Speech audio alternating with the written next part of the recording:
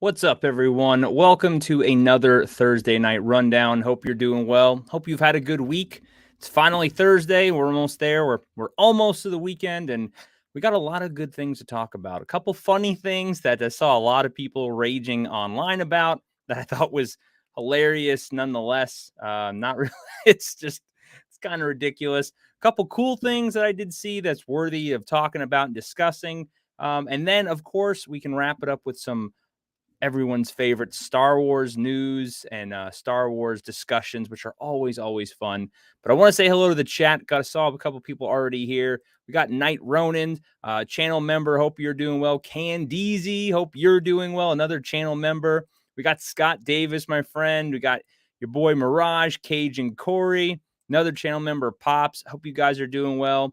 Pops, I know you're busy. Hey, listen, I know that the editing process sucks. Trust me. My Last of Us review, I felt like took me forever with editing today. So I understand and I appreciate you at least stopping by, my friend. I really appreciate it. But yeah, so just talk about the Star Wars stuff real quick, and we'll get into that. We'll save that for last. Like I said, I'm not doing a review of the show anymore. I can't do it. Those reviews, they take time. The editing, right? Like it's a process, and to waste it on a show that I just don't really care for that much, I just don't want to take the time to do it. Believe it or not, though, my last review for The Mandalorian got a decent amount of views, especially for my channel. I got about 500, which for me is fairly good, right? Because I'm a small channel. But I think it's because I said nope, right? And I had a lot of people who were hating on me, calling me, all kinds of stuff. But I don't care. It is what it is. It's not a good show. I had a couple people DM me that normally like my reviews of things, and they said, "Hey, The Mandalorian actually got better. You should watch episode 2." So I did, and we'll talk about that. I'm going to save that towards the end. But I hope you've all had a good week. Like I said, it's been going pretty fast. Can't complain. I'm excited. We got a lot of good topics. We got some Teenage Mutant Ninja Turtle, April O'Neil Backlash, which will be fun to talk about. Some MCU news that I thought was actually kind of positive sounding, and we'll get into obviously skepticism and whatnot, but Punisher's potentially, is returning for sure, but we'll kind of go into the details of that with in the Daredevil show. And then, of course, I'm going to wrap it up with some Star Wars stuff and Mando episode 2. We could talk about that. But just so you guys know what I plan on for the weekend, I don't know if you know this or not, but we have at least 2 movies that have been on my radar that are coming out.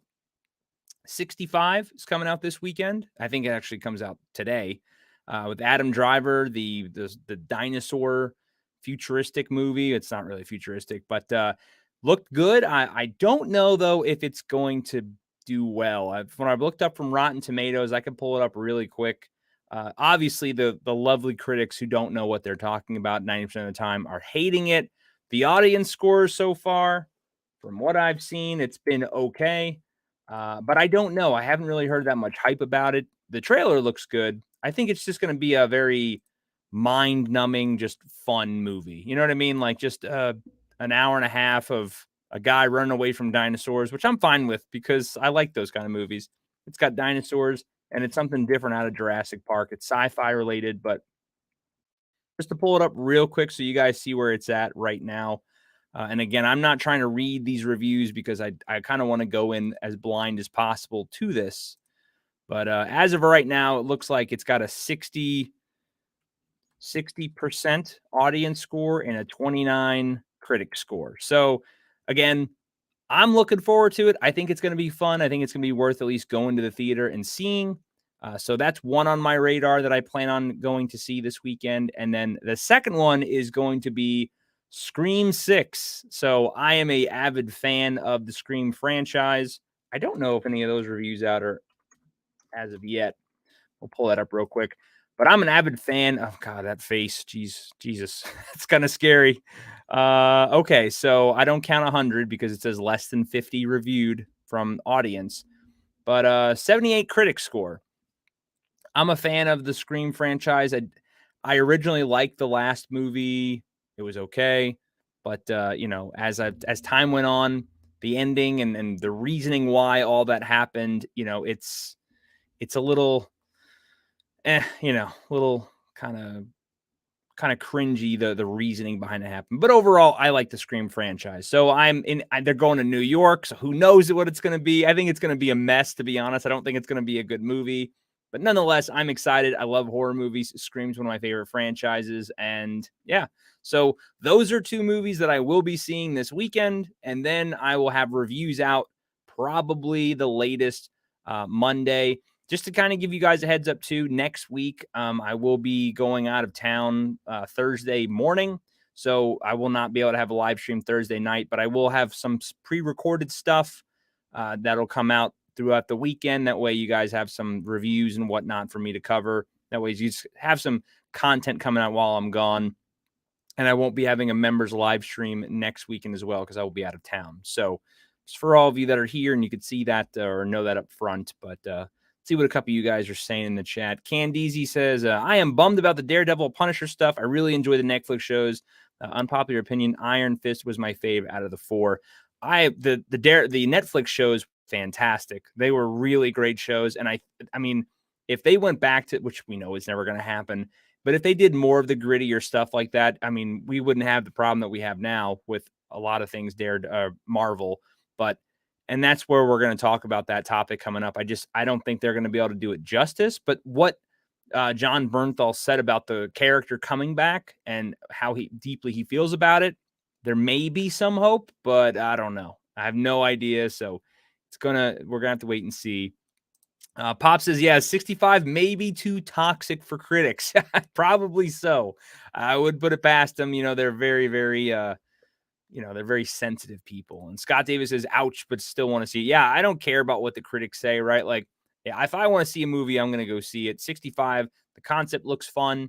It's Adam Driver. I do like him as an actor, regardless of the role he played in Star Wars. I think even then he did well for what he was given.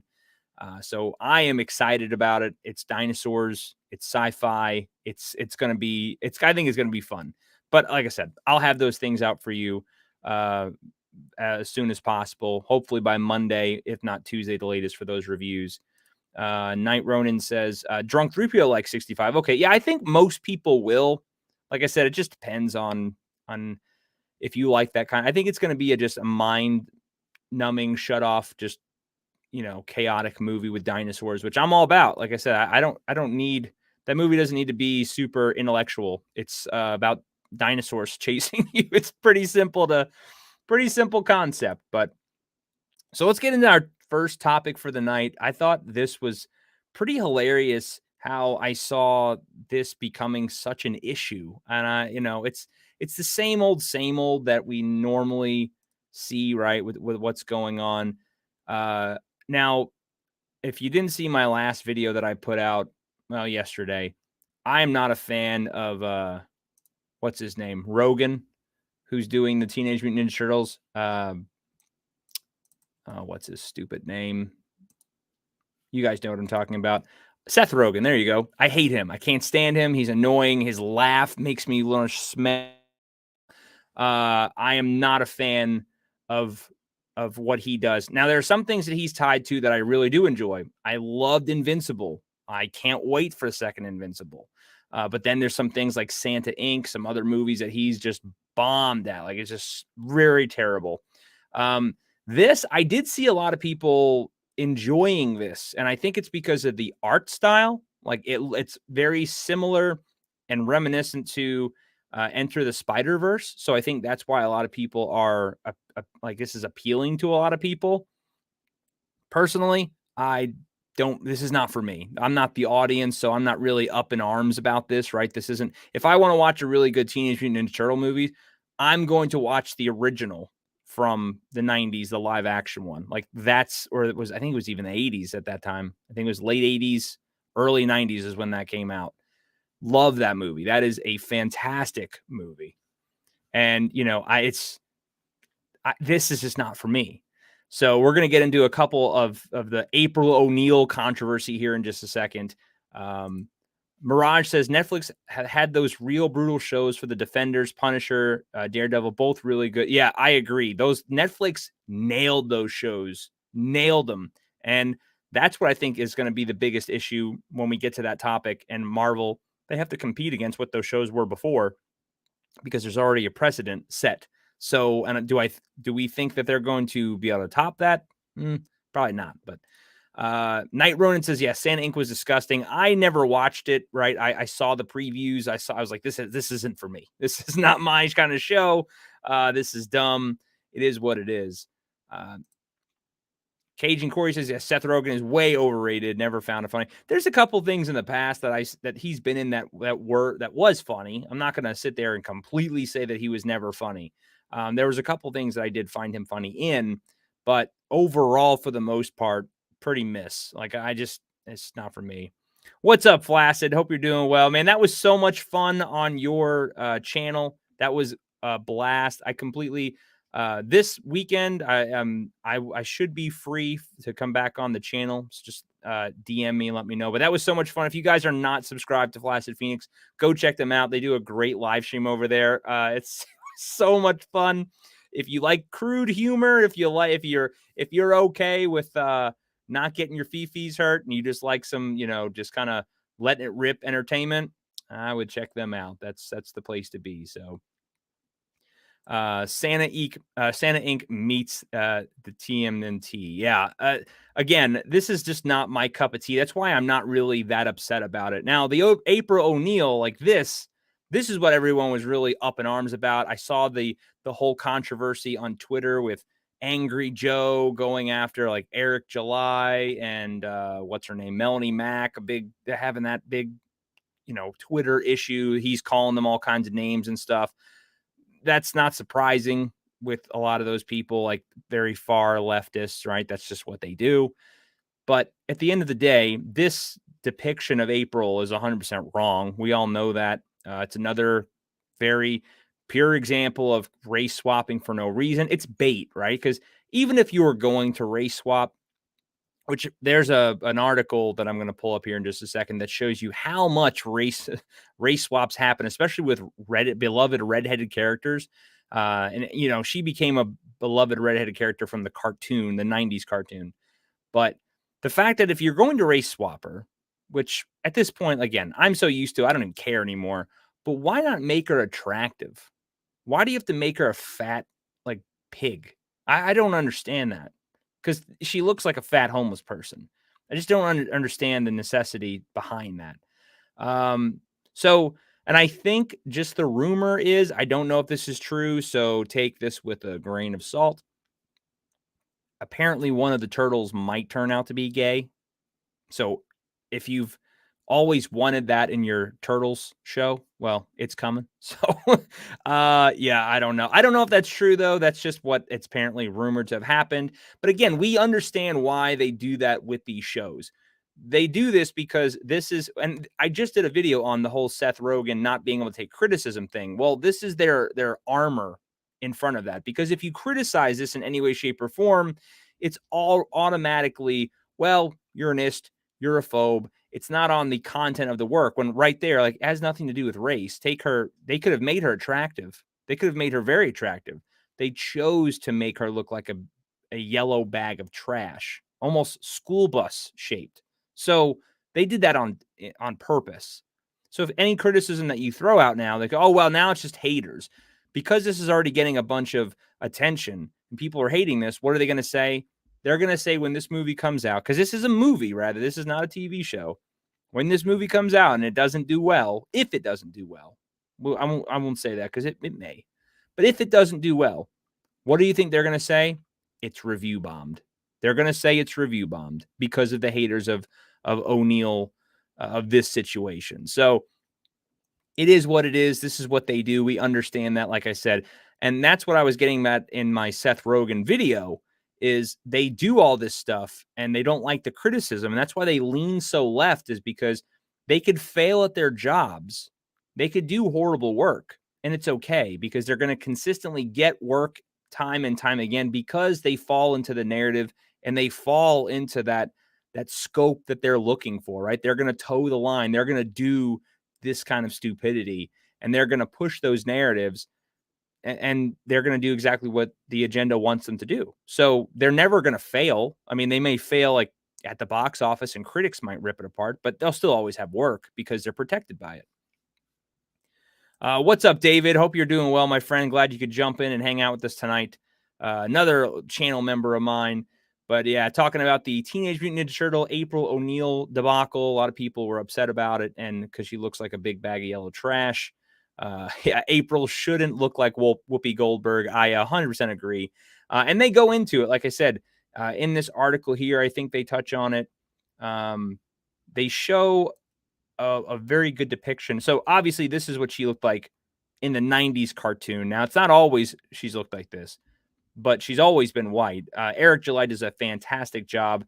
This is where Melanie Mack got a lot of issues because of this comment, because she just said, as always, people are pulling the racist card at any April O'Neil criticism. April is supposed to be given us a cute black girl, but they made her ugly on purpose. And I agree. If you're going to, I mean, if at least you could have cleaned her up a little bit. You could have made her look not as bad as this character. Holy hell. Like, this is just no effort whatsoever. And yes, there's another cartoon prior to this where she was black, I believe, which again, not for me, not a show that I watched. And like I said, Eric July goes into the details of how she, he says this person here is saying how she was originally black in the cartoon, or in the comic rather, when it's not the case at all. Eric July does a fantastic job breaking it down, saying and showing how she was never black. And that's in this article here. So I'm going to share this. And he goes into a long thread. I'm not going to show everything, but it says, as usual, TikTokers and Redditors, most likely born in the 2000s, spread myths that have been thoroughly debunked years before they pretended to even care about this property. Today's myth is April from TMT was always originally designed to be black, and this is simply not true. And he has the receipts to show it. So because it was black and white, and because they basically gave her a perm, she looked black because it was a black and white comic. But then the first colored depiction is literally her white. I mean, Sigourney Weaver had that hairstyle back in the day. Weird Science, the actress who played in that, had that hairstyle back then. Like, that was just the thing. It's just everyone had a perm. So, again, this is what they were talking about. Here's a non-darkened version of the cover. Clearly, she's white, but she just has a perm hair. So the fact that these people do all this stuff, here's another example. The original comics were done in black and white, has allowed these people to lie. For example, you've probably seen people share this photo of April. This is not a black April. It's just a tanned woman, and it's obvious when you see the colored version. So, and again, the issue is, the problem is, they push this, right? They always say race doesn't matter, race doesn't matter, race doesn't matter. But it does to them, because they want these hand-me-down characters so bad. And I don't understand why. Like, why would you want these second hand-me-down characters? Just create new ones. Like, and that's the thing. When you have creators and comic book creators or movie creators, whoever, and they create new content, like Eric July, who's a black man, creates Isom, a brand new black character, which is very good, by the way. They don't support it. Why? Because his politics don't align with them. So that's how they don't really care anything. It's all about their narrative. It has nothing to do with, they call Eric July a racist, and it's just not true. It's a fallacy. But again, there's no agenda, right? But it says here, look, Hollywood loves to replace redheaded characters. These are all the characters that have been replaced and race swapped. That's a lot of characters. That's just some. I guarantee that's not all of them. So clearly everyone's like, well, why do you care so much about it? What does it matter? Well, why do they do it then? If it didn't matter, then why are they doing it? There's clearly a reason why they're doing it.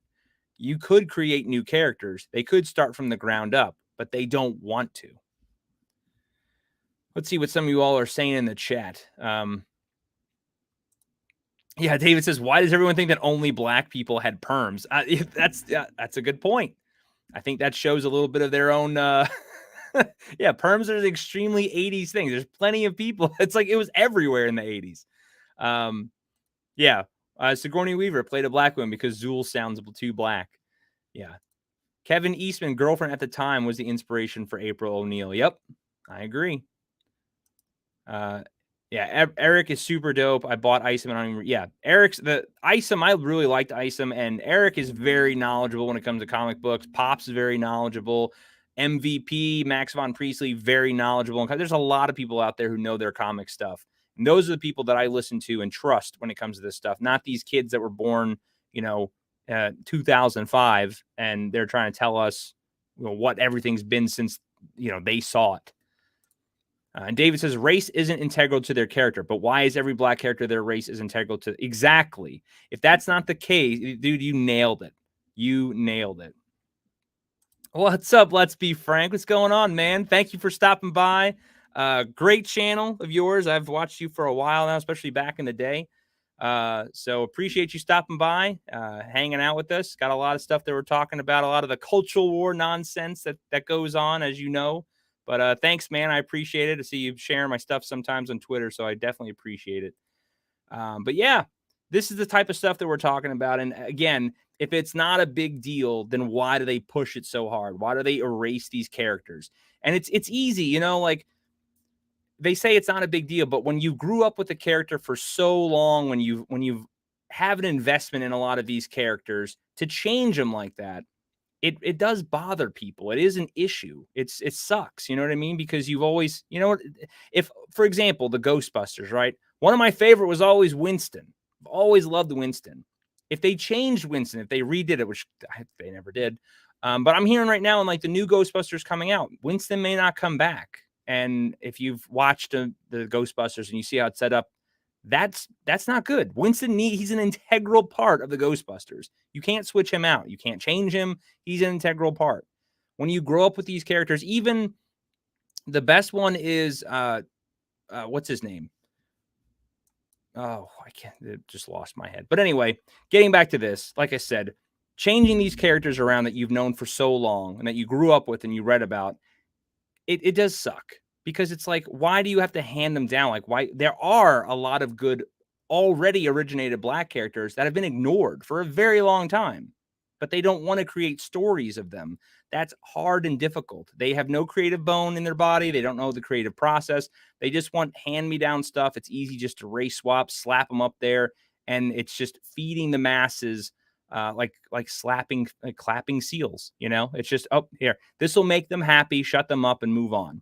And this is the diversity that they want, when in case it's really insulting because they're just giving them, again, hand-me-down scraps. Like, let's create new characters. I will say this. I think Marvel just came out with some brand new Native American character. I'll only pull up it looks just like Pocahontas, to be honest. But I will say this. If it's a brand new character, I give them props. At least they're trying. So here. Marvel announces historic new MCU superhero. Okay, now clearly, this is not something that would appeal to me, but hey, you know what? At least they're trying. At least it's something new, and they didn't race swap something. I have no idea what this meet Kara. I don't even know how to say that. Says the Marvel website issued a press release regarding a new superhero debuting in What If Season 2. Kara Hora, if I'm saying this right here, I think I got a thing for that. Yeah. So swummy, slippy, slappy, Samsonite. I was way off. I knew it started with an S, though. Is a young Mohawk woman who comes across the Terrasect back before the colonization of America. I can only imagine what they're going to be saying about this character and the storylines. Dear God, they are probably going to they're just probably going to smash white people into the dirt with this and call them colonizers and whoever and fight the Pilgrims. Who knows? Who knows? I don't even care. I will give them props, though. They're at least creating something new versus stealing and just race swapping. I'll give them that. I'm going to give them credit where credit's due. At least they did that. So do more things like this, create new. And if it bombs, it bombs. Whatever. I mean, at this point, they bomb all the time anyway with what they're already doing. So you might as well try something completely different. Mirage says, what if season 2 sounds interesting? To be honest, some of the lead concepts look more brighter in storytelling, but we will see. I know nothing about what if season 2. I watched a little bit of the first one. It was okay. It didn't keep me interested. So, and I don't have the time really to watch stuff that's bad. I'm always working on either reviews or videos and new stuff. So I just didn't have time to watch it, but it looked okay. David says they're going to have Kang be the one that conquered and conquered her people. They won't do that. No. That's no way. That'd be no bueno for them for sure. But yeah, like I said, getting back to this stuff though, it's laziness. And again, they use the race swapping. They use that stuff as a shield because Seth Rogen already, like I said, he came out in that article crying about how he can't take criticism. It hurts them emotionally. It's like, but you need harsh criticism. I don't want someone always telling me I'm good. You don't want your friends. I don't mind harsh criticism on YouTube at all if it's legitimate. I mean, even the bad stuff I laugh at. I laugh at trolls, but regardless, like I want positive or criticism in general, so I know what to work on. Like I said, even if it's a really good video, it's not perfect and you can always make it better. Video, comic, book, radio, anything you do, you can always be better. So, but they do that as a shield, right? The Santa's Inc. They said that was they were saying all kinds of things because it was a female lead. They were every excuse in the book as to why, that failed. Same thing with all these other movies that he does that don't turn out well. And I'm sure they're going to do the same thing with Teenage Mutant Ninja Turtles. But since we're talking about the MCU and I just brought up that new character, this is the perfect segue to talk about the recent Daredevil / Punisher news. And a lot of people, listen, I am skeptic, obviously. You guys know me by now. If you've been watching my channel for a very long time, I don't trust anything that they do. Anything. They've ruined Marvel, the MCU, like it's destroyed. I don't trust them to handle these properties anymore, especially Daredevil and the Punisher. I love the Punisher. I love what the Punisher stands for, the reason behind what he does, like everything that embodies the Punisher. I love it. A lot of people do. Same thing with Daredevil. I love that character. It's a very iconic and important character. And we saw 2 great shows and depictions of them already. So once we heard that they were going to Disney Plus, obviously we were all very skeptical. And then what we saw in She-Hulk already gives you the idea they are going to destroy this character. They're going to turn them into clowns. That walk of shame was just, oh my God. Like, I already knew. It's like, well, the writing's on the wall. The show is dead on arrival, right? So, I can't imagine them doing Daredevil and Punisher, especially Punisher, right? I mean, we've already seen in the comics where they're trying, they ultimately want to get rid of the Punisher. They don't like the Punisher. They hate the Punisher. They hate what the Punisher stands for. They hate the fact that he uses guns. Like, they are so anti-gun. How are they going to portray the Punisher correctly? There's just no way. I don't buy it, right? But the only I have even an ounce of hope that maybe they do it correctly is because of John Bernthal and what he has said about the character. So, into this article, John Bernthal back for the Daredevil Born Again as Punisher. So there's actually some other Daredevil news I want to get into here shortly in just a second. He posted this to Instagram and I think something on TikTok they said, but it's really about what he said in the past about why he was hesitant to join the MCU to begin with. And I'm just going to read this really quick because this is very important. And this is why I think that there might be some hope. So he said that the character in particular has real, deep meaning for me and the resonance in me. He's really in my heart, man. He's really in my bones. I'm enormously protective of that character. I've said before that there's nothing in this world more important to me than my wife and my kids. And only until you understand that kind of love and what it really means to willingly die for somebody do you understand what it would be like if somebody took them from you. That's a road and a darkness and a rage that really, really scares me and brings me to places that I've worked the last 20 years to get away from. So I was really grateful, respectful, and weary of the places where that role took me and the world in which I had to live in. That being said, that's where the character needs to be. It needs to be a level of darkness.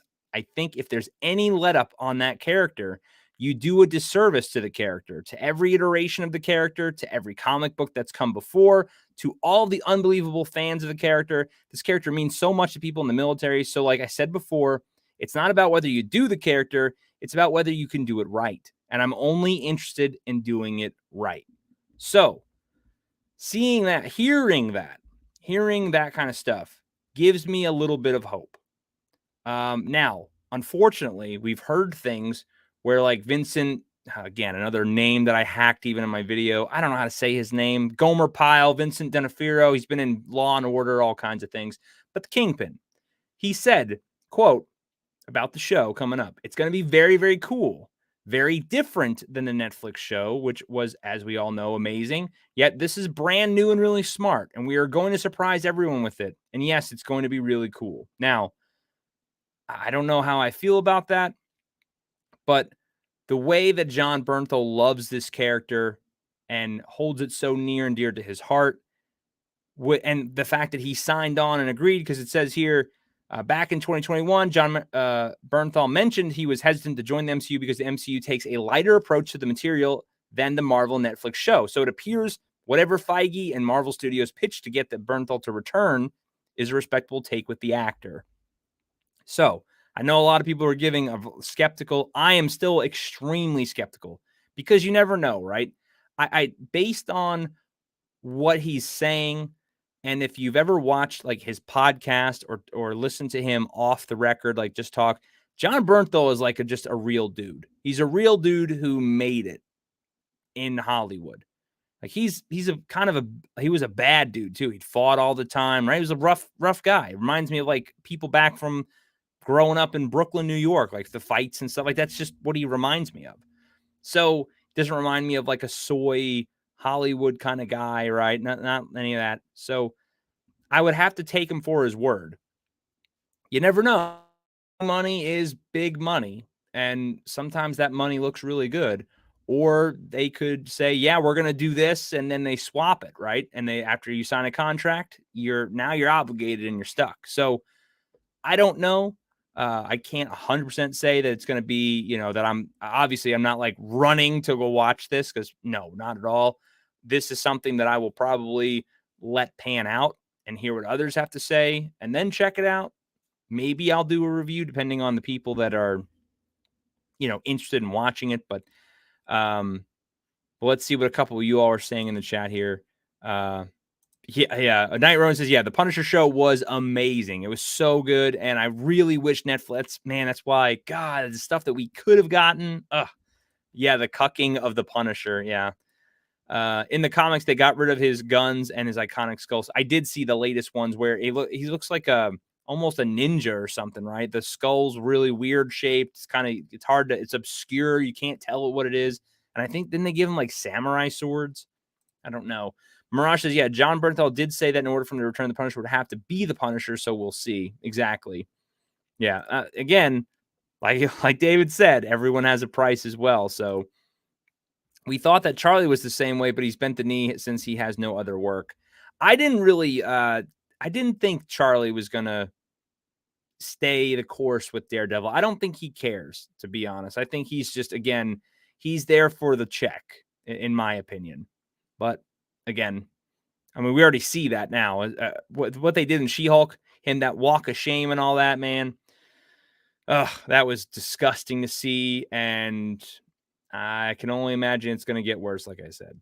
But we'll have to wait and see. So some other news from this that came out, which again doesn't give me a lot of hope for the show, and I'm kind of bummed out about. I mean, I guess you could, right? It could pan out and work, but they already said that Karen and Foggy are not returning to the Daredevil series. I don't understand how you have Daredevil without, his best friend. I mean, that's how he started the law firm with, right? These two people were integral parts of the show. Granted, it's going to be a different style of show they're saying, but still, how does that work? How does that play out? I don't understand. I don't really get it. Hearing that doesn't really help the cause and make me feel better about the show. But again, I guess we're gonna have to wait and see. The show in general, it says the actor, or excuse me, I think it's going to be 18 episodes. Yeah. Daredevil Born Again is an 18 episode series that is now filming in New York City and is expected to be released on Disney Plus in spring of 2024. So, yeah, I'm not that like hearing what John Bernthal, how he believes in the character and how important it is to him, gives me a little bit of hope. But like I said, I don't throw all that in the trash or just, fall into it anymore. I'm more of a pessimist, like it's probably going to be bad, but we'll have to wait and see. So, David says Daredevil series going to start with Karen Foggy in California working on a case off screen or something. Who knows? I mean, they'll probably do what they did with Cara Dune and just say that she's off doing something else, and then there you go. The character's gone. Mirage says unless 14 Punisher's violence for a Midnight Suns crossover with Moon Knight, Blade, Werewolf by Night, and Doctor Strange. Yeah, I remember them hearing something about there's going to be a certain aspect of Marvel where it's going to be much more adult, and they need to lean into it. Look, I'm not saying they need to go as far as DC in regards to Zack Snyder's diluted, but the Punisher worked. Daredevil worked. Those were not kid shows. I think we can all agree on that. That's not a kid show. Like maybe teenagers and above, for the most part, can watch those shows. That is your ideal audience, not eighth graders. Not really eighth graders. I meant like not 8-year-olds, because they just don't, And there are certain movies that appeal to them, right? You can do your Guardians of the Galaxy kind of shows or movies. That's more for that's for everybody. But Daredevil, certain comic book heroes, certain things, they should be geared towards a certain audience. Not everything needs to appeal to everybody. And I personally, let me know what you guys think. I'm kind of tired of this overall arcing story that everything is interconnected. We don't need that. You could just do the one-off stuff. But let Punisher and the Punisher and Daredevil, that's iconic of them running into each other. That's fine. Daredevil doesn't need to run into the Guardians of the Galaxy. That's just not necessary. So you keep them separate. Do their own thing. They can still be in the same world and operating, but they don't always have to interact with each other. It doesn't always have to be this one big giant bad thing. Just do your own thing. That's the one thing I will give about DC, is that at least they're trying, and they're going to do these Elseworlds thing, right? Where you're going to have them off on their own little universe to the side. And if you like that Batman, great. If you don't, you're going to have this other Batman you could appeal from. I'm fine with that. At least it's something different, but I don't know. Mirage says, I agree. Karen and Foggy are integral to Daredevil, and I can't see why they'd not be a part of this new show. Yeah, I don't know. Unless, maybe I have no idea. I don't understand the thought process. I can't imagine, it can't be a money thing because those actors can't be that expensive. It's not like they are very high up there popular characters where they're getting paid massive amounts of money. So I don't know. I don't understand the thought. Who knows? Again, it's the geniuses over there, Marvel and Disney and all that they know everything, obviously, and we don't know. So Candy says, I don't know why they don't lean into it. People will pay. Yeah, you're going to, again, it's your older, like us, that really watch this stuff. And then we get our children into it, or our younger cousins, or that's who bring it into the show, right? Normally 8-year-old kids don't stumble upon it. It's being presented to them for them to watch. And so appeal to an older audience. You're not missing out. And I know it's merch, but they've already seen that adults buy more toys now than kids. Kids don't buy toys anymore. Kids play on iPads and they play Roblox and that kind of stuff. I swear I hear this every face. Yeah. They always say that, but it's not. I mean, I heard Ant-Man's a joke, but I haven't seen it, so I don't know. I have no idea. Let's see. David says, and Disney Plus, most MCU fans thought the Multiverse of Madness was nightmare fuel. Yeah, I have not seen it. There, like I said, there's some stuff I'm not wasting my time watching. Not at all. It's just not a thing. And yeah, I mean, Candy's good point. I mean, come on, kids are watching Deadpool. Yeah, I know a lot of kids that watch Deadpool 1 and like all of them. And I'm like, they probably shouldn't be, but you know what? They do. I mean, and look at the stuff that you see even in cartoons today. Kids are watching a lot of things that they shouldn't be watching. So it's not like it's that hard of a big sell for them to push this stuff to an older audience. Kids are going to get to it anyway. They're going to watch it.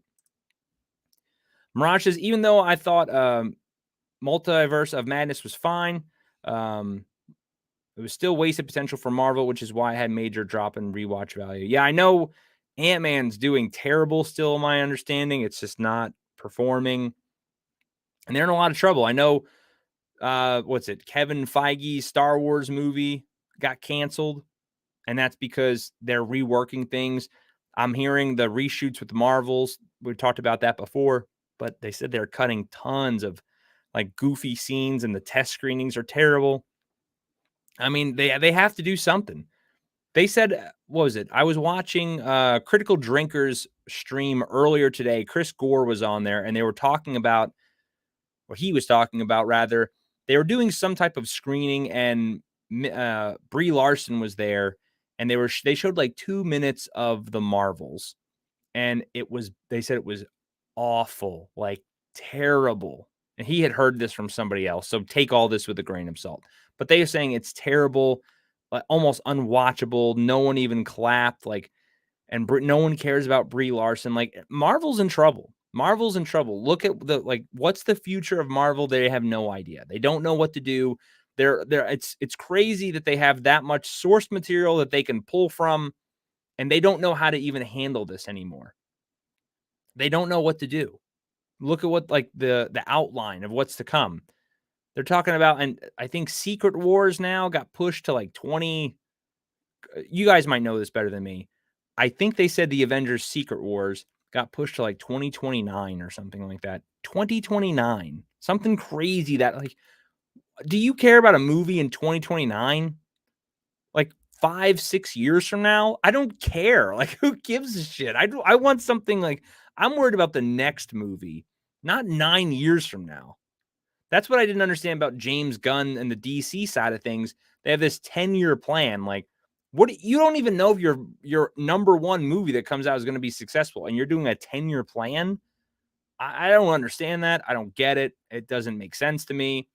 I think they have too much faith in the fan base because people are people are getting tired of things. They're walking away from this stuff. You're going to have, just like Ant-Man, the drop-offs are going to be massive. It's going to be insane. So I don't know. I think it's all starting to die down, a lot of this stuff.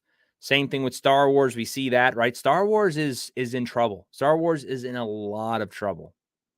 We see that what's going on now, and it's, I don't know. Mirage says there was a leaked D23 video showing the Marvels trailer, and there was no. That's what he was talking about then, Mirage. That had to have been, because he said it was like a 2-minute thing. It wasn't very long, and nothing. It was just dead silence after they showed it, and they were kind of scared and in awe, like the people that were presenting it, that nobody responded at all. So. Yeah, and that's they're saying that the Marvels movie is like the next Avengers type event, like big movie, and these new characters are the ones that are going to be leading the way. And you have people that have absolutely zero care about it. It's in trouble. It's in trouble. Let's see. I still refuse to watch 2 and 3. I haven't heard good things. Talking about Cars. Yeah, so sorry, I jumped. I apologize. David says, was watching Cars 1 today and saw the twin cars flash lightning. I only got it now that they were flashing in the headlight. Oh, yeah. Yeah, the first Cars movie is really good. Then the second and third, they fall off. And that's another thing, man. Pixar has gone downhill too. They got rid of John Lasseter, who John Lasseter was a massive component to making Pixar of what it was from the past. And they got rid of him because people complained about his hugs. Like, and it was legitimate, not legitimate stuff. Like, it was just something very, very minor. You know, I'm not about like that touchy stuff. That ain't me. But from my understanding, the complaints were not real complaints. It was just people being spiteful and hateful to him, and they essentially fired him. Well, now he's with Apple in the movies and stuff. Like, they actually have a competitor now against Pixar. Pixar is doing terrible. So, you know, it's not looking good for them at all. Corey, my friend, thank you for stopping by. Absolutely appreciate it. I hope you have a great weekend, and I will catch you all. I'll catch you next time, bud. So appreciate you stopping by. But yeah, it's pretty bad, and Disney's in a very big. I think they're in a lot of trouble on all fronts. Pixar, the animated stuff, your big IPs, your Marvels, your Star Wars, all of its stuff is not doing well at all. David says in 2029 we'll all be speaking Mandarin or breaking rocks for the state. Not me. Not me. I'm not going easy. Let's put it that way. Mirage says Secret Wars being rumored to be split into 2 films, one coming in 2026, other in 2027, and the other. Yeah, that's still crazy, man. That's 3 years away. 3 years. I mean, that's a long time. Yeah, Mirage says right here, Marvels are gonna flop. Yeah, nobody cares about it. It's insane. Knight says, I ran a correlation and analysis on the top 5 Star Wars YouTubers. They're all trending negative. Oof.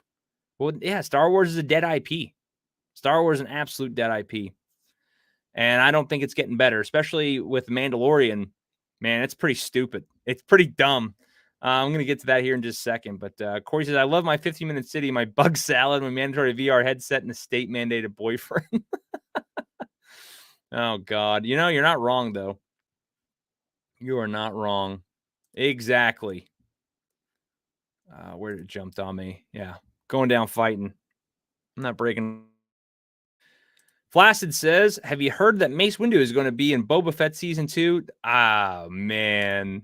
You know, I would not surprise me at all if that's true. I also did hear X-Wing on his. If you guys don't know who X-Wing is, it's another Star Wars YouTuber. He put out a video last night, and he doesn't really do rumor stuff, so this is rumor, but I watched the video, and they are saying that Lucasfilm is planning. Well, they may be. It's leaning towards that they are going to recast Cara Dune. And I agree with his opinion in the sense that how they put it in episode 1 about the Mandalorian, that, hey, she just got recruited for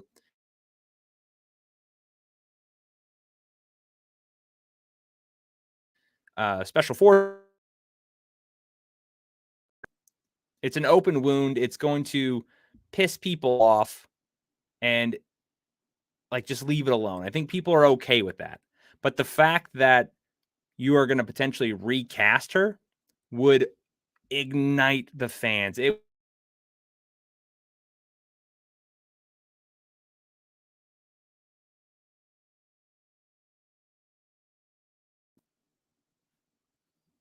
Hopefully you guys can still hear me. I think my internet was cutting out. But yeah, apparently so.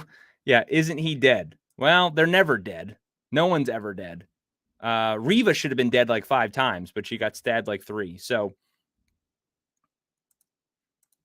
yeah, David says technically we didn't see him die, just fell out of a building. So that's how they always find these loopholes for this stuff. So let me pull up this real quick while we're on the Star Wars topic now. I can get off the Daredevil stuff. But yeah, no one's ever dead. They always find loopholes around anything. If it's not 100% secure, like for example, Ahsoka should have been dead, but they're now saying that she survived everything. She should have been dead, but of course, because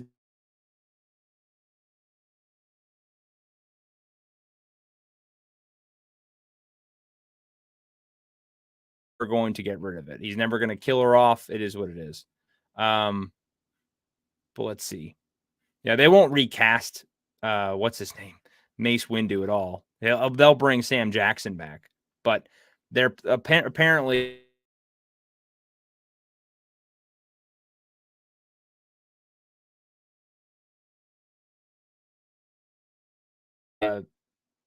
what's her name from Fast and the Furious? Rodriguez. Again, you guys know I'm terrible with names.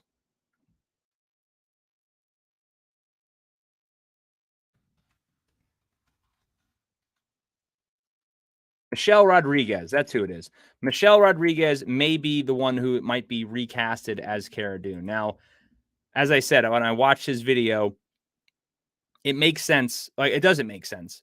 And the reason for that is Michelle Rodriguez, and I agree, this is all X-Wing said all this stuff. I'm not trying to steal his content or anything, but he made very good points. Michelle Rodriguez has always been kind of like a boy, right? Like she's manly, right?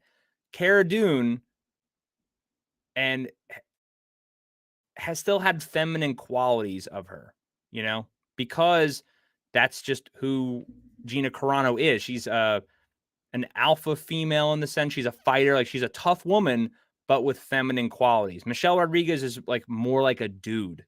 She was just a woman that seemed more manly, if that made sense. So I just don't think that would fit. If anything, what they should do, if they really want to do it smart, this might piss people off. I don't know. You tell me how you guys would feel about this. I would rather them kill off Cara Dune. Say that she got killed in battle. And if you want a character to replace to Cara Dune, make Michelle Rodriguez Cara Dune's like sister.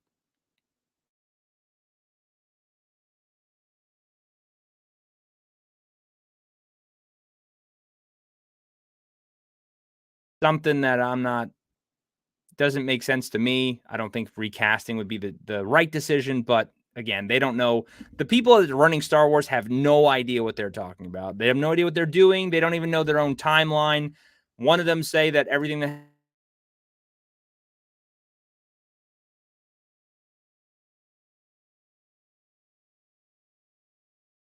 these people don't know what they're doing. But I watched episode 2. And a lot of people are liking it. A lot of people are saying, "Man, this is great." I don't know if you guys saw the same episode that I did. It's pretty fucking stupid. This is pretty dumb. I didn't like it. It made no sense. This show does not make any sense whatsoever. It just constantly changes the main focus, and it's just walking. It's literally 90% of the show was just filler. It doesn't make any sense at all. So, yeah, David, you're not missing anything if you missed episode 1. Like, the only reason why I did it is I had people that wanted me to review it. I watched it, and then everyone's like, "Oh, episode 2 is way better, way better, way better." So I watched that, and I'm like, "What are you talking about?" Now I do not see any positive, any change in episode 2. What's up, Vader Fanatic? Hope you're doing well, my friend. Thanks for stopping by and hanging out with us. Yeah, I'll give the show some good points, right? Like there's, they have the aliens, they have it does feel more Star Warsy, but they're like, this show is for, I don't know, like you have to be brain dead, really. So episode 2, right? We leave off where he's looking for IG-11's parts, and he goes to Tatooine, of course, and he talks to this lady. Remember, this lady had relations with a Jawa. I can't stand this clown, this Bob Ross looking chick. But now remember, she was, let's see. David says Matt's going to end up watching all of season 3 because Mando fans trolling. No, I'm not. Like I said, I got DMs about it. People telling me it got better. So I was like, all right, I'll check it out. But it is what it is. And yeah, it is a perm. It's a perm. So she must be black. That's for sure. Mirage says, yeah, to be honest, I'm kind of bored with The Mandalorian, but season 3 has so far been all right. To me, so here's why I'm not a fan of this, right? It doesn't make sense. So he was hell-bent on getting IG-11. Like, I can only have him. I can only have him. I can only have him. I can only trust him. He's got to help me go to the Mandalorian caves or whatever, right? He's got to explore Mandalore. But then he goes to see her to find the parts, can't find the parts, and she sells him R5. What no one else could, but she does. What was the point? Why did we spend all that time with the stupid Babu Frick looking things working on IG-11? It's all time filler. It's dumb. So they sell this stupid droid to him. He agrees to taking this. They go back. He goes to Mandalore, brings the droid, and then he's like, hey, he sends the droid out, check the atmosphere to see if it's breathable. No. And then so the droid gets out. He's like, no, but you have to go all the way over there to check for the atmosphere. The atmosphere is the atmosphere. It's everywhere. It's all over the place. So why can't he just check it from where he's at? Why does he have to go into the cave that's open and exposed that clearly we see Grogu just kind of fly through? You could just check the atmosphere anywhere. Does your ship also not have that capability? I find that very odd. But okay, we'll believe that. So he sends R5 to go around the corner where he can't be seen to check this atmosphere. And then, yep, something happened. R5's no longer on the map. Oh no, now I got to go look for him. So he goes to look for him. What do you know? These 5 goblin-looking things pop out, and he's got to fight them. He's horrible at fighting them. He pulls out the Darksaber. He could barely wield it. He does eventually beat them, but obviously it takes him a little bit of time. He finds R5. So they're going down to the caves of Mandalore. They find out that the air is breathable. Oh, before this, by the way, he does see... oh, no, he didn't see Bo-Katan yet. My bad. This gets really... It's very stupid. Yes, very stupid. So they go down into the caves, right? And he's exploring.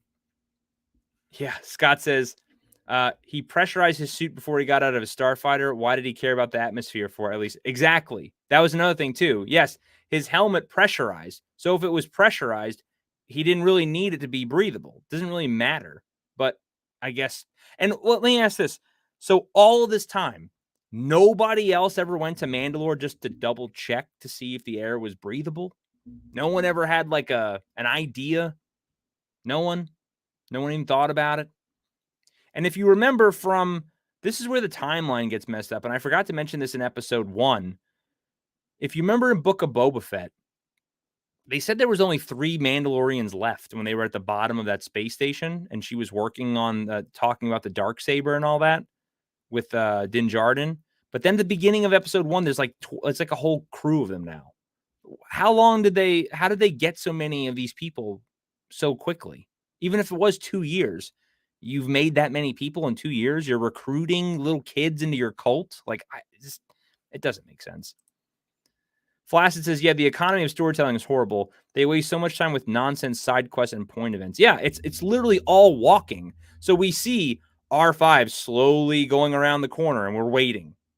And then Din Djarin slowly gets out and then he goes around the corner. Then you have like 10 seconds or 11 seconds of action. Then he comes walking back to get Grogu. Then they slowly walk back. Then they go down. They go down into this little cave. And then for some reason, some weird looking alien is like hiding in the sand for some reason. Because he picks up an old helmet, an old Mandalorian helmet.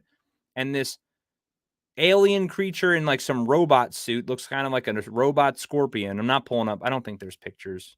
If they're not here, I'm sorry. You're going to have to just use your brain to you have to Google it or something. It's not worth pulling up. But so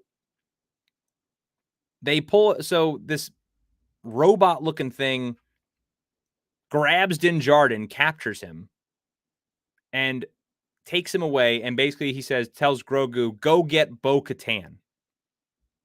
And so Grogu gets in his little hover thing and flies away, running back to the ship. R5 follows. They get in the ship, and he points to the radar. Like R5 knows what the hell he's talking about, and they take him to Bo-Katan. They show up, get out. Bo-Katan thinks it's Din Djarin. She's like, I'm gonna get rid of him for the last time, and then just sees baby Grogu, Goo Goo guying because he can't speak. And he's like, well, where's Din Djarin? And then they figure out how, like, it's so dumb. It's so dumb. Then we see Bo-Katan getting in her ship. And then she flies the Mandalore. It's like the entire episode is just them going back and forth walking. It made no sense at all. The one cool thing I will say about the episode, and it's cool, but then when you think about it, it really gets stupid.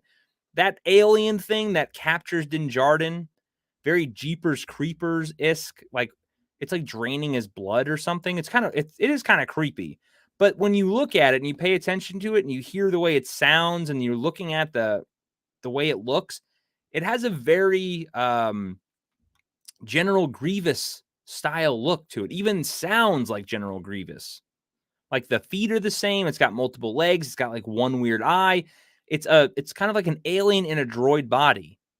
And it almost sounds very similar to what the little noises that it makes, like General Grievous. So again, it was cool that it was something different, but it sounds like it's just like kind of a ripoff. And then they don't really elaborate anything on what it could be. Like you could have made that into a kind of a side plot as itself. And like, what is this thing doing? Why is it just sitting here? Why was it just waiting for somebody for years to show up and all of a sudden kidnap somebody? Like it doesn't make any sense at all. Yeah, it's very, very bad, poor writing. It makes no sense. So Bo-Katan shows up, fights this alien guy, saves Din Djarin. She wields the Darksaber no problem. That part was pretty cool, the way she, dismantles this alien. Mirage says the alien is most likely a part of a species that looked like General. Yeah, it looked very. I thought Grievous, and I might be wrong. I thought Grievous was put in that body because he was like a decaying, he was a decaying alien, and he was put into a robot body specifically because of that. I didn't think that was like a species of its own. I may be wrong because I'm not like the biggest Star Wars lore person out there. But, and yes, Grogu's extremely tiring. I can't stand him. He's 50 years old and he's talking like a baby still. It's so stupid. To have your entire franchise ride on this clown, this little green booger, it's really gross. And then, one funny part, when it was in that little, its little hover thing going back to the ship, it was going really fast because it was being chased by this flying crocodile thing. It literally reminded me of the scene from Gremlins when Gizmo was driving around in the RC car, the pink RC car. It looked exactly the same. Like the sounds, the little noises, the eyes going back and forth. It was so bad. So bad. Well, anyway, so now we have Din Djarin is freed. And then he goes to the waters of Mandalore to take his little oath thing so he can, I guess be baptized and he can go back to his little cult that he's in, which again doesn't make a lot of sense that he has to go back to Mandalore to do this, because at the beginning of episode 1, the waters of Mandalore are very important. And I would imagine that whole ceremony at the beginning of episode 1 was to replicate the waters of Mandalore, because they can't go back to Mandalore. So if you could become a Mandalorian in these fake waters, why couldn't you just resolve your sins in this fake water too? Like, I don't, nothing's explained. It doesn't make sense. I don't know. It doesn't matter. It's stupid. Scott says the only good thing about this episode was the look of Mandalore. Yeah, they did a good job with the look, but it looks destroyed. So here's the really stupid part. When he goes into the water, Din Djarin, he I thought something drug him down, but apparently he just falls into the water and sinks to the bottom. Unless something did pull him down and I'm not aware. Did I miss that? But pretty sure he just fell into the water. So Bo-Katan jumps in again to save him because Din Djarin's an incompetent idiot. How are you a bounty hunter? How did you accomplish anything before if you can't do anything right? I don't get it. So he falls all the way to the bottom of the water. She rockets all the way down, grabs him, saves him, brings him all the way up. And then as she's coming up, she sees this thing. The, what's this? What is this called? Yeah, the mythosaur, which that's obviously we've seen that many times before in Boba Fett stuff, right? Like the symbol with the skull and all this, and it's from Mandalore. But she didn't believe in it. It was more of a myth. She didn't believe in any of this stuff, but now she saw one with her own eyes, and So now she's going to basically be like the mother of dragons is what it reminds me of. When I saw this and I saw this creature and now she sees this, I feel like she is going to be the like Game of Thrones mother of dragons, and she's going to she'll ride this thing. How much do you want to bet? I'll put money on it. They make her riding this thing because of course she's going to. Oh God, this show is so stupid. This is written for, I don't know.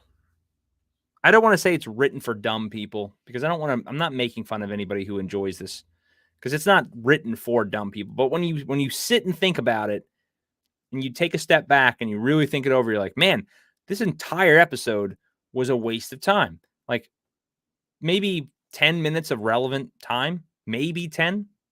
The rest of it was just all filler nonsense. It was really dumb. And apparently they're saying the next episode is going to be almost an hour or over an hour. It's like 59 or I think like right at an hour. When most of these were only like 20 minutes. So I don't know. Mirage says, let me guess, Din Djarin will ride the Great Mythosaurus. I don't think he will. Remember, this is all girl power. It's going to be her, Bo-Katan, I think. Because now, remember, Bo-Katan's all depressed. She's sad. No one follows her anymore. All her people are gone. Woe is her. She doesn't have the dark saber. And she's just all depressed. But now that she saw that this myth was true, she saw it with her own eyes, she'll probably be revitalized now, and she'll become the mother of Mandalore, and she's now rejuvenated. If he was falling, couldn't he have just turned on his thrusters? I don't understand. I don't even know why he went to the bottom and he didn't even move. He just laid there. Like, I don't get it. I don't understand. Like, did he get knocked out? He just literally walked into the water and he was saying his little speech thing and then he fell. And I don't understand. I don't quite get it. He'll be eaten and kill. He'll be eaten and kill him from the insides. Yeah. I just don't, again, the people that like it, if you do, that's fine. I'm not knocking on anybody who enjoys this stuff. I just did not find that I'm just tired, I'm just worn out and tired of Star Wars. It's got to be good. It's got to be well written. And everyone keeps claiming like Jon Favreau and Dave Filoni are the saviors of Star Wars. Man, they don't know what they're doing. They don't care. They're held to a very short leash. They're held to a very small window of what they can do, right? Because remember, they were the general idea was they were going to get away from Grogu and Mando was going to be doing his own thing, and that would have been cool. Like, go on your other missions, go do other stuff, go check out, go do bounty hunter things. That would be awesome. But they were too scared to get away from Grogu because he's a money seller, he's a marketing tool. So they brought him back, and now he's babysitting once again, and now he's just an idiot. Like, how did Grogu tell R5? How did R5 understand Grogu to take them to Bo-Katan's? R5 has never been there. How would he know what that even means? It doesn't make any sense at all. That's why you can't think about these shows. You literally have to shut your brain off, forget everything that happened in the last episode, and just consume what you have now. Just shut up, consume, don't think about it, and move on to the next episode. Because if you watch it all in concurrency, it doesn't make any sense. I mean, it doesn't make any sense at all. I think the bottom just fell out from under him and he fell in. Even so, like I said, just turn on your thrusters, right? Like, what do you sink like a rock? I don't get it. And she had to turn on her thrusters to get down to the bottom. At that point, I don't know. This is very strange to me. How much does he weigh? Yeah. Maybe the weight of the armor pulled him down fast. Yeah, maybe. I get, but again, why wouldn't you put on your thrusters? You have a rocket on. He was just laying at the bottom like he needed life alert or something. It didn't make any sense. Like, he was just like incapacitated. I don't understand. Hey, it didn't seem to bother Bo-Katan. Yeah, she just jumped in. Now, maybe because her armor isn't as strong as Din Djarin's. Who knows? I don't know. But goddamn, if you're that heavy, and you walk in water and sink like a rock, dude, I would not want to be in a firefight with that much weight. I'll tell you that. Mandalorians should not be even walking at a fast pace at that case, but I don't know. I didn't listen. I'm not trying to just hate on Star Wars, right? But I didn't like the second episode. I didn't think it was that good. It was, I mean, it's obviously better than the first one, but it's still just stupidity. It just, the whole IG-11 plot gone now. The whole wasted all that time in episode 1 about IG-11 when now that's completely out the window. Now he only trusted IG-11 to help him. And what did you need IG-11 for? Exactly. For lunking is what he said. And you don't, I don't know. Again, doesn't really make a lot of sense to me. David says, yeah, God, plot armor. Exactly. Plot armor indeed. Plot armor pulled him down. But yeah, I'm not a fan. I'm kind of burnt out of Star Wars. So that's why I'm not doing weekly reviews of it. I may watch them so we can talk about them on the stream because it is fun to laugh at. But to sit down, watch it, put a video together, put clips together, edit, review, like, son, I don't got time for that, guys. It's not enjoyable to me. If I was pumped about it, like when Invincible comes out, oh, I'll absolutely do that for sure because I am looking forward to that. I'm looking a lot. I can't wait. A couple other projects are coming out. I'm looking forward to, like shows and whatnot. I'm looking forward to Scream. Hopefully it turns out good, and I'll do a review of that. Even if I have to, even if it sucks, I'll still do a review of it because I am looking forward to that movie. But some of the stuff, man, I'm just burnt out. Star Wars is one of them. Looking at the direct, I know Lucasfilm's getting sued. I saw that. And that's going to be something that they're going to have to settle out of court because there's no way they're going to win that at all. That lawsuit is very, very bad for Lucasfilm. And if you guys don't know what I'm talking about, Lucasfilm faces lawsuit for Star Wars Disney Plus firing. Basically, it's Karen McCarthy suing Lucasfilm after her wrongful termination from the Disney's acolytes cost her dearly. So she was a producer, I believe. They recruited her. She was to pick between this show and something with Apple. Here, let me read through this so I can know what I'm talking about. So McCarthy, is it McCarty or McCarthy? Because in one sentence it says McCarty. It's McCarthy. We're going with that. McCarthy claims she was recruited to the High Republic show at the same time she was approached to work on Apple TV's Sugar, but opted to pursue the Star Wars project instead. By the time McCarthy was fired from the Acolyte, the Apple TV Plus opportunity was off the table. And then Lucasfilm refused to pay her for the work she had already done, contrary to her contract. So, of course, yes, she is white. So, they don't care. That's why they fire. They're not going to worry about firing her.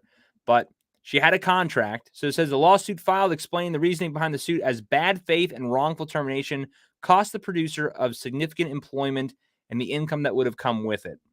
And again, she had a contract and they just fired her for no reason. So it says, however, 2 weeks later, after opting for Disney Plus's Acolytes over the other show, under a broad stroke agreement from Lucasfilm VP Physical Productions Candice Campos that noted various financial allowances which were received by her agent on April 11th. In the same email to McCarthy's agent, stated that they really want to make this work. However, 2 weeks later, without any given reason or justification, Lucasfilm informed her that they wanted out of the deal, stated in the 12-page lawsuit filing in the LA Superior Court. This left McCarthy without either deal, although she had an expectation to still be paid for her weeks of work on the Acolyte. But they didn't want to do that either. So it says, when McCarthy went to Lucasfilm and requested to be paid, Lucasfilm denied that they even had an agreement, even though they had made their offer containing all the material deal points. Lucasfilm had McCarthy start right away. Lucasfilm sent to McCarthy a memorandum of agreement memorializing the terms, including that McCarthy had already commenced working. So yes, it's not surprising that Disney is trying to screw somebody else out of money. They do that all the time. But this one's going to hurt because this was a very high-paying person, and we all know that they're not doing well with money, so it's not that good. But yeah, she should be paid for her work. And honestly, again, if they pursued her, they went after her, they gave her a contract negotiation, she signed a contract, And by her deciding to go with them, she gave up on a good opportunity with Apple Plus. And then you just fire her for no reason. That's kind of shady. Now, look, this person is probably like, I'm guessing, I have no idea. I've seen the shows that she's worked on. She was a producer on Ballers, which I've heard was really good, but some of the other stuff didn't seem that great at all, what she was involved with. But regardless, I hope she gets paid. She deserves it. And yeah, so, but again, Star Wars stuff, it's not looking very good. I know they're slowing stuff down because they're worried. Obviously, Marvel's not doing well. Disney as a whole is just not doing very well. Marvel, Star Wars, everything. Their live action stuff is not looking good, especially with you got Ariel coming up soon or Little Mermaid. That poster looks so bad. It reminded me of like All Quiet on the Western Front. It was so muted colors. Like it looks like a war poster. It looks terrible. It's going to be a really atrocious movie. I think it's going to bomb at the box office big time. But yeah, just a reminder, guys, like I said, what I have coming out this weekend. I'll have the Scream review and 65 review probably on Monday. I don't think I'll be able to get it done over the weekend for sure. So probably by Monday or Tuesday, I'll have one out and then maybe the next one or both of them by Monday. And then next week, I won't be streaming. Like I said, I'm going to be out of town on Thursday. And I won't be coming back till about Monday. So I'll have some planned videos. Like I said, I want to get some reviews done. I'm going to try and knock them out as much as I can, and some videos. So that way you guys can still get some content, but that's about it. And then this weekend I will be posting for the members topics to talk about for the Sunday stream. So I'll probably give you guys a live review of Scream because I plan on seeing Scream tomorrow and then 65 probably Sunday afternoon. So if I see 65 on Saturday, I'll let you know. If I see it that way, I'll give you guys a heads up, but maybe you guys can get a live reaction of that. But Knights Ronin, thank you, my friend, for the super chat, $5 super chat. Thank you, Matt. It's not much, but I appreciate your work. Hey, I appreciate anything. Just you guys being here, I appreciate so much, and being a member, my friend, I greatly appreciate it. And hey, I got a new one for you. Like I said, I've been working on some stuff, so give me a hell yeah. I said, give me a hell yeah.